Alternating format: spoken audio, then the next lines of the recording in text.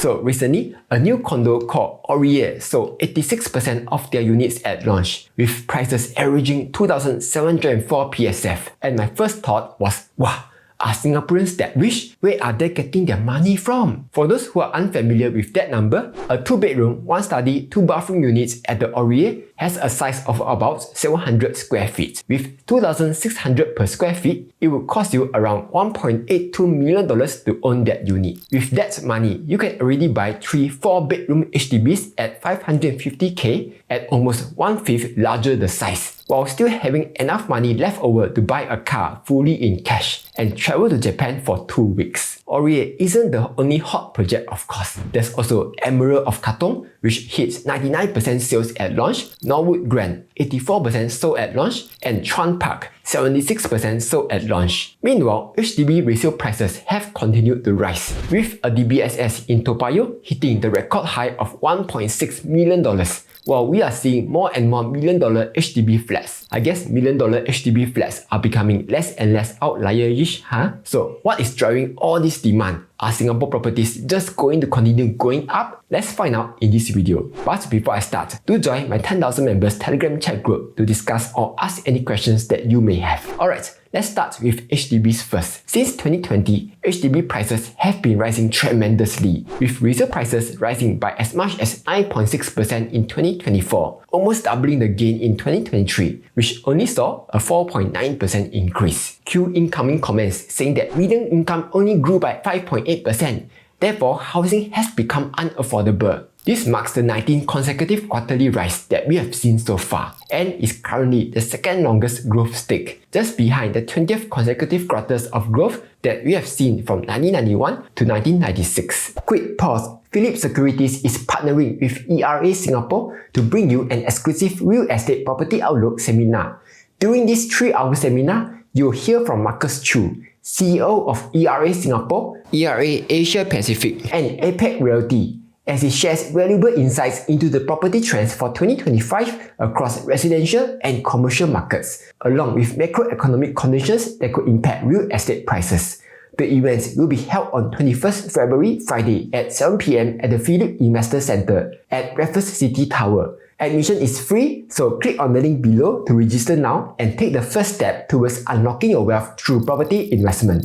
All this price increase was driven by a strong broad-based demand, as well as some tightness in market supply. For example, on the BTO side, there were slightly fewer units being launched in 2024 as compared to the previous 2 years. This is expected to remain the same in 2025, before a lot more flats are being launched in 2026 and 2027. Likewise, the number of HDB flats reaching MOP and entering the resale market in 2024 has also gone down by quite a bit and will be even lower this year. Because of that, analysts are now forecasting that home prices will continue to rise at the rates of anywhere between 3.5 to 8% this year, although at a slightly lower pace as compared to last year. Then, over at the private property market, prices only grew by 3.9% in 2024, which was down from 6.8% in 2023. However, this price growth is expected to go back up to 4 to 7% in 2025. And no, it's not because of all these foreigners who come in and buy up our property. The proportion of foreigners has been dropping steadily since a long time ago. And when the government put on the 60% ABSD for foreigners in 2023, condo sales to foreigners have further dropped by 71%. Instead, it was due to the increased number of launches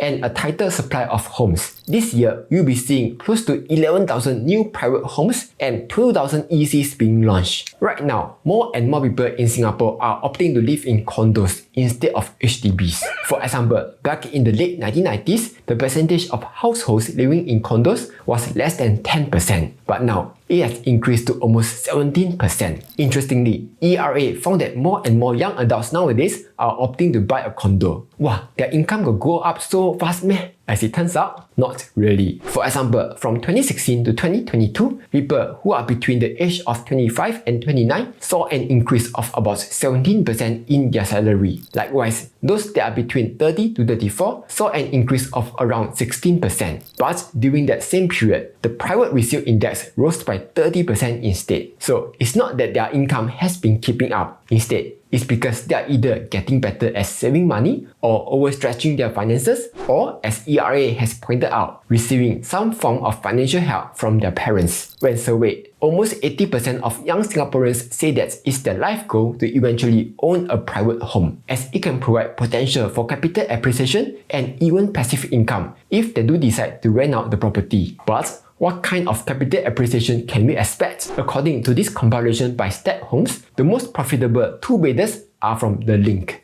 which saw an average gain of 32%, or 10% when annualized. That represents a profit of 300k to almost 500k over a period of 3 years. Voila! Though, there's a more extreme example. A more normal example is Treasures. People who sold their 2-bedroom units right after the 3-year TOP saw profits of around 100k to 200k, or an annualized return of around 3 to 6%, not factoring all the extra fees of course. However, it's also important to note that not every new launch condo is guaranteed to be profitable. For example, back in 2000, units at the Lumos were selling at over 3,000 per square feet, and even after the whole property market boomed in 2020, there were still many units that were sold at a loss. Like this 4-bedroom unit that was sold in 2024 at a huge loss of negative $2.5 million.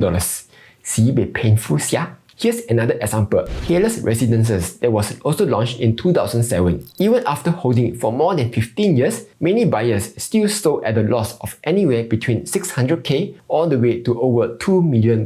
What this means is that if you pay too high of a price, you could still be losing money even after holding it for many years. This is especially true given that the gap between new launch condos and resale condos are getting wider and wider nowadays. Like in 2013, the PSF gap used to be between 10 to 20%. But now, this gap has increased to 35 to 45%. And speaking of gaps, perhaps a bigger reason as to why many Singaporeans are so eager to get into condo nowadays is because of FOMO, as they believe the longer they wait, the harder it is for them to own a condo in the future. Like here, you can clearly see that the price gap between HDBs and condos are getting wider and wider over the years. This makes upgrading to a condo tougher and tougher as time goes by. Pair that with the huge potential gains that we see from condos nowadays, it's no wonder that many Singaporeans are aiming to get a condo as soon as they can. And for those that can't afford to upgrade to a condo, their next best bet would be to upgrade to an EC instead. However, EC comes with their own issue too, as it has a $16,000 income ceiling limit. With the 30% mortgage servicing ratio, this means you can only have a money loan repayment of up to $4,800 or a maximum loan amount of $909,000. Assuming you wanted to buy the cheapest units at this EC called No Workplace, which costs $1.33 million, you will still have to come out with almost $419,000 down payment, which is a lot of money, yeah? So given all these crazy price increases, are we in a property bubble yet? One way to find out is by comparing the property price index to both the retail price index and the median income. According to this chart by Property Link Brothers, between 2019 and 2024, while the property price index rose by 38%, median household income only grew by around 14% during that period. However, the good news is that the rental price index rose by 52%. This suggests that property price growth is supported by an even stronger rental demand. But of course, if things do go out of hand, you can always be sure that the government will come in with their cooling measures. Anyway, that's all for this video. Hope you found it useful. Like, share and subscribe as I'll be posting new videos every Monday, Wednesday and Friday.